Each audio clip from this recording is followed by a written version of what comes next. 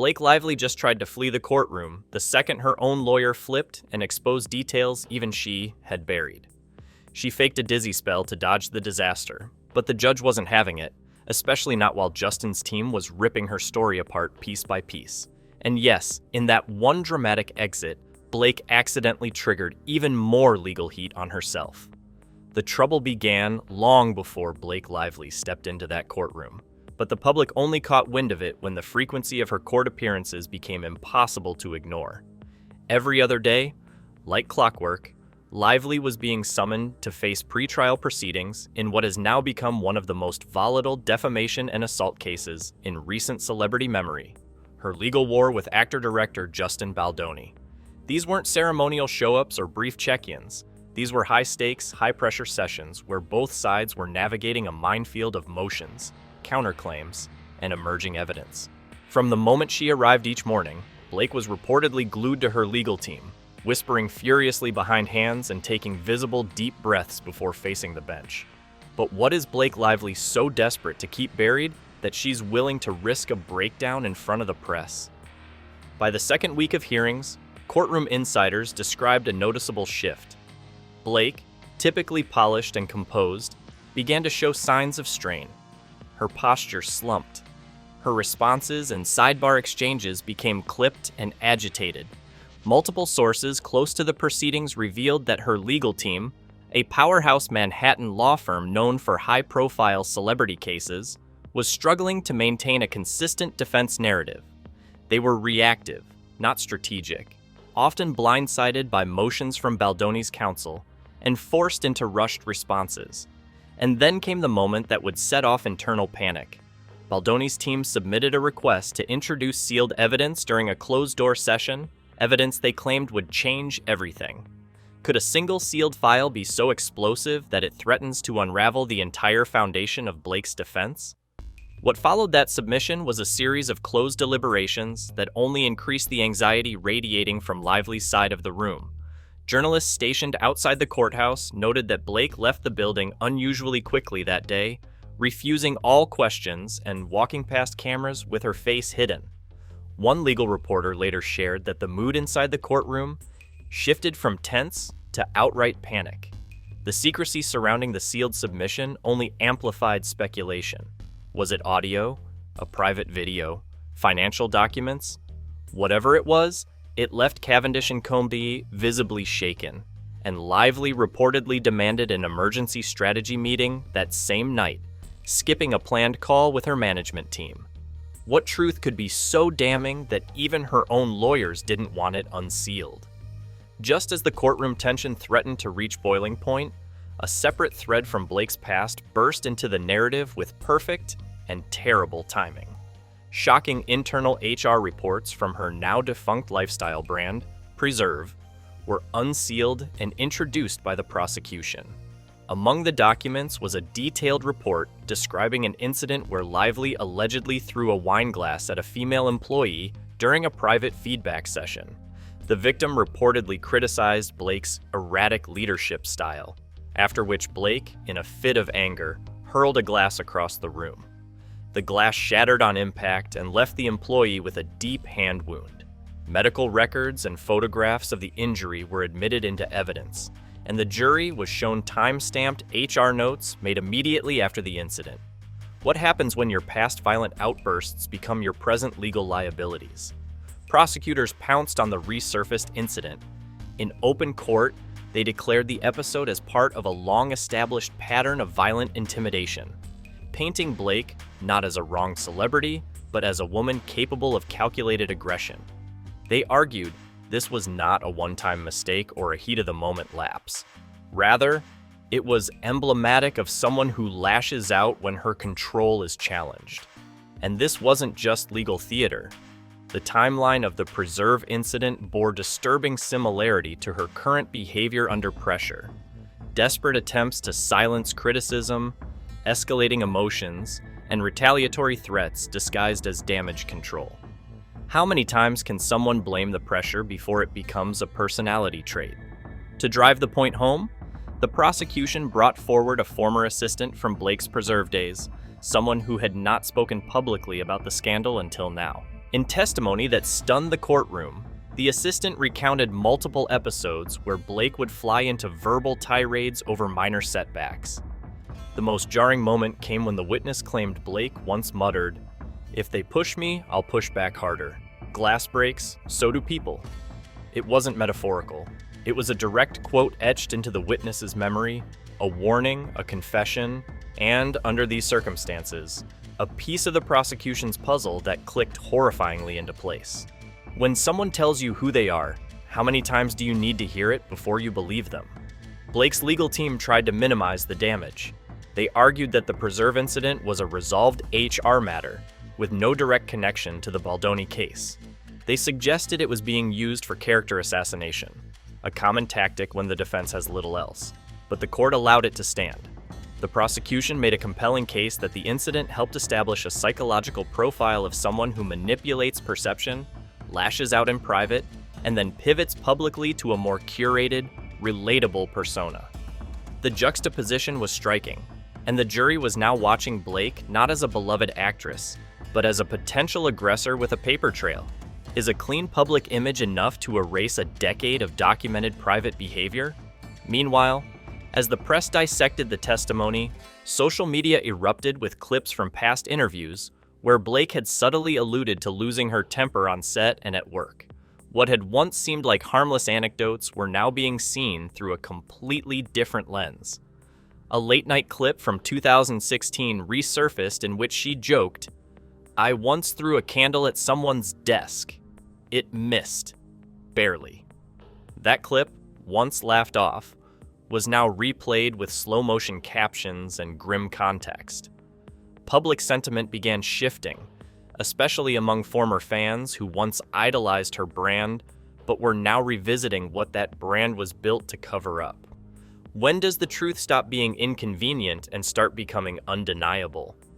The drama inside the courtroom reached a boiling point when a piece of sealed evidence finally saw daylight, and Blake Lively's reaction was nothing short of chaos.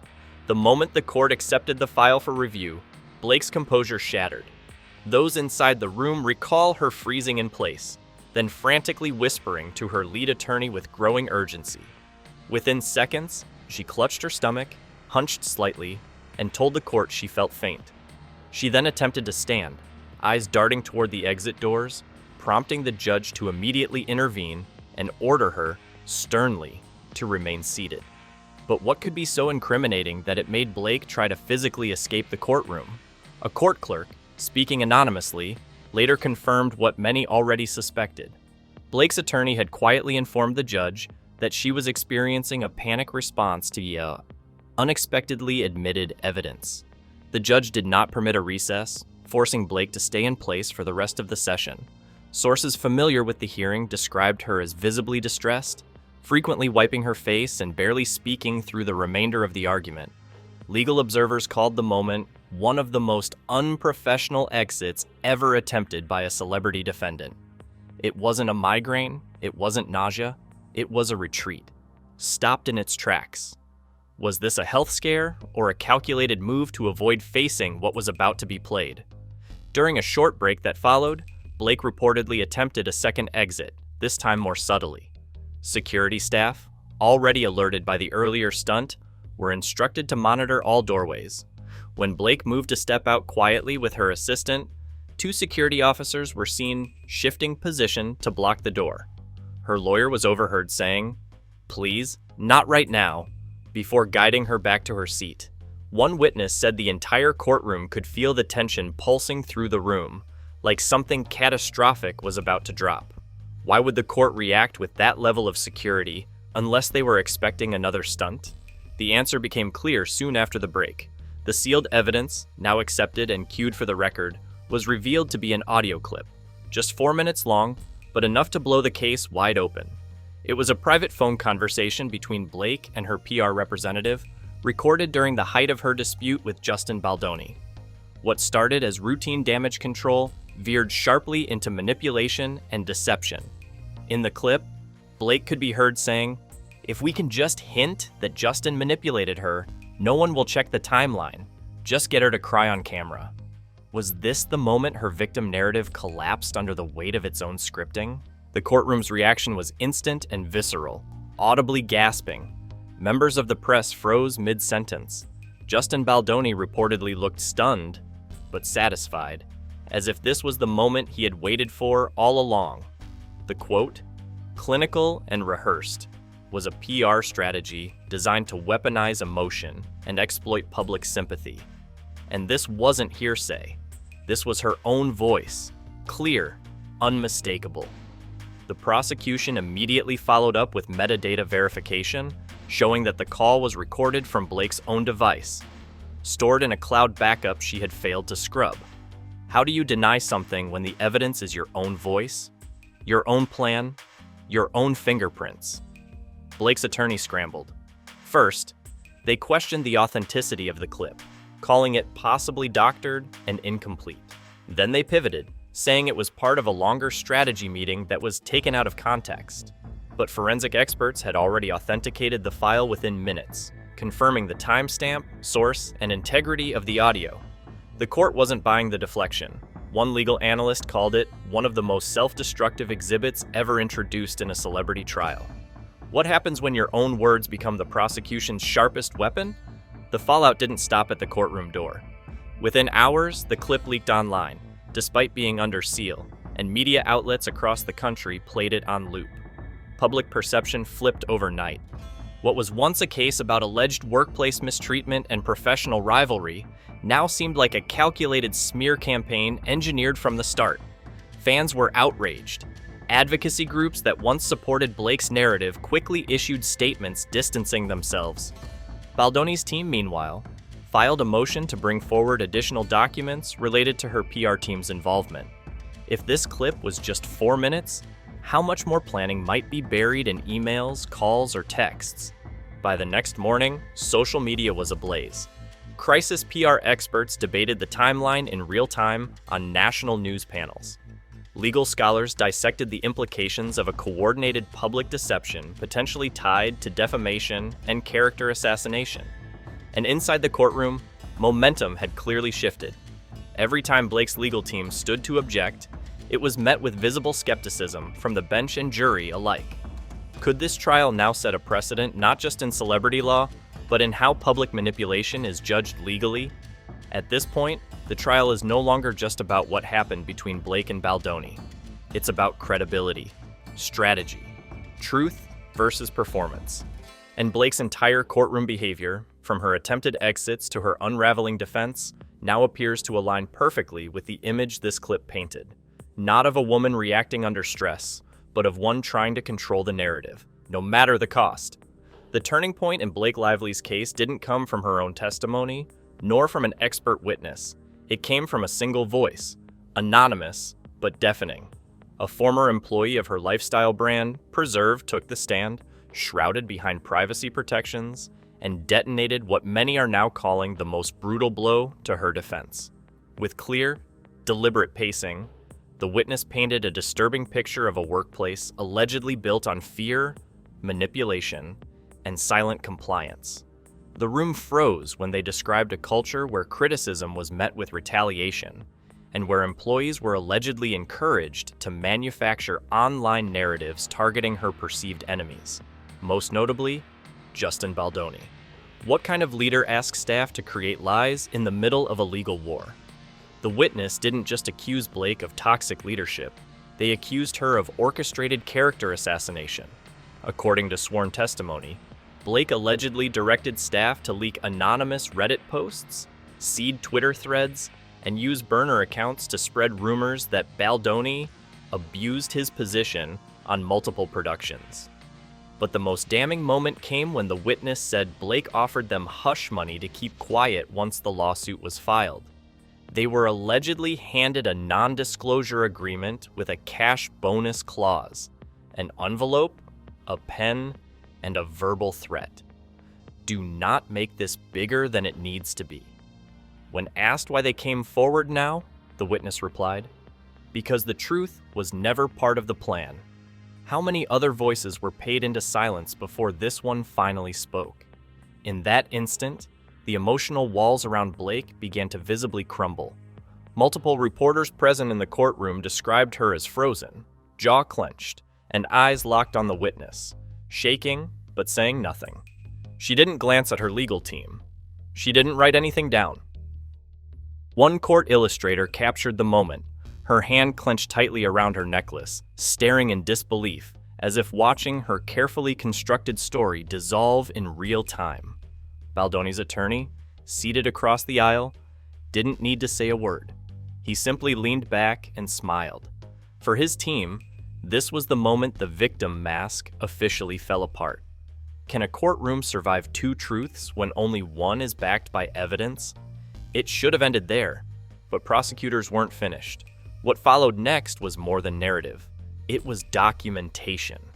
A digital trail of communications Blake never expected to see again was introduced into evidence. Emails, text threads, and screenshots from a private group chat involving Blake, her assistant, and her PR strategist.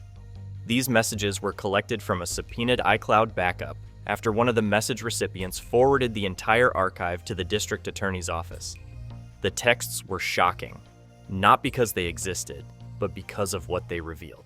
How do you defend yourself when your own fingerprints are all over the weapon? One text, sent from Blake's personal number to a junior producer who had openly defended Baldoni, read, "You don't know what I'm capable of. Walk away from his side or you'll regret your career forever." Another message to her assistant said, "She's going to regret siding with him. Trust me, we'll bury her softly." Prosecutors didn't interpret these as impulsive rants. They presented them as calculated threats designed to intimidate and silence witnesses, especially those who wouldn't fall in line with the narrative she was building. Are these just angry texts? Or were they the building blocks of a silent war? The recipient who had turned over the archive told investigators they feared for their job and their safety. They never responded to the threatening messages, but immediately contacted legal counsel and later submitted the full archive directly to the district attorney. Blake's lawyers scrambled to argue context. They called the texts emotional, misinterpreted, and sent under extreme duress. They begged the court to suppress them, referring to the messages as private emotional outbursts. But the judge ruled that the tone, content, and repeated targeting of specific individuals warranted full admissibility. Can you claim emotion when the pattern looks more like premeditation? Public response was immediate.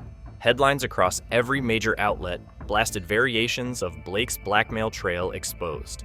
Social media was vicious, with screenshots of the text messages circulating on fan pages, news threads, and even parody accounts. Legal commentators speculated this could shift the case into entirely new territory, including obstruction of justice or tampering with witnesses. The court has not yet ruled on whether criminal charges will be appended, but the door has now been violently kicked open. What was once a defamation case is morphing into a story of manipulation, coercion, and abuse of power. If the courtroom is exposing this much, what else lies just outside the spotlight? The collapse of Blake Lively's legal strategy didn't come with a bang, it came with a walkout. Her lead counsel, a respected attorney known for handling high-profile celebrity cases, officially resigned from the defense team citing an irreconcilable conflict of ethics. While the statement was brief, courtroom sources later confirmed that the fallout stemmed from Blake's refusal to accept a settlement deal or issue any form of apology. Her legal team had reportedly urged her to take a more conciliatory approach after the wave of damaging testimony and leaked communications. But Blake held firm. She wouldn't settle, wouldn't admit fault, and wouldn't back down. And so, her lawyer walked. What does it say when even your own defense no longer believes in your case? With only days left before the next hearing, Blake's remaining legal team scrambled to contain the fallout. In a move that stunned legal analysts, her second attorney submitted a formal request to the court, an immunity plea. The request sought limited protection in exchange for partial cooperation with the ongoing investigation, including testimony related to PR strategy, media manipulation, and involvement of third parties in the attempted character takedown of Justin Baldoni. While not a full admission of guilt, the plea signals a sharp shift from defense to damage control.